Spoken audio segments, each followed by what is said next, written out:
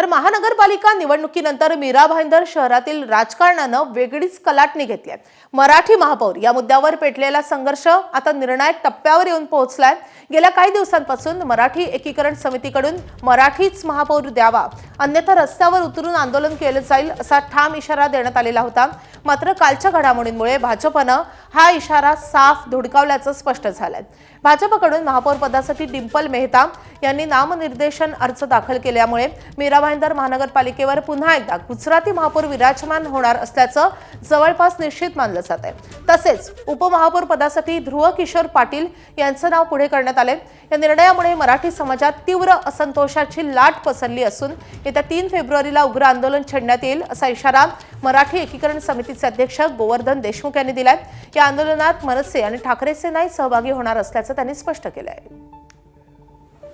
आमची भूमिका स्पष्ट आहे, ह्याला आम्ही विरोध करणार। 3 तारखेला असं एकीकरणनी हे केलंय, डिक्लेअर केलंय की आम्ही मोर्चा काढणार, मोर्चा आम्ही काढणार। त्यामुळे मराठीसाठी हा कुठला पक्षाचा विषय नाहीये, हा मराठी माणसाचा विषय आहे।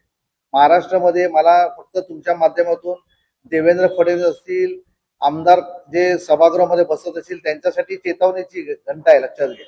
आणि आज डिंपल मेहता अखेर अधिकृतरित्या त्यांनी महापौर पदाचा अर्ज भरलेला आहे आणि सगळीकडे माध्यमावरती ते तुम्ही दाखवलेलं आहे।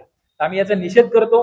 आता वेळ आहे उग्र आंदोलनाची आणि हे आंदोलन येत्या 3 तारखेला आम्ही जाहीर केल्याप्रमाणे माननीय पोलीस अपर आयुक्त यांच्याकडे आम्ही अर्ज दिलेला आहे, पोलिसांना देखील आम्ही अर्ज दिलेला आहे, महानगरपालिकेला अर्ज दिलेला आहे।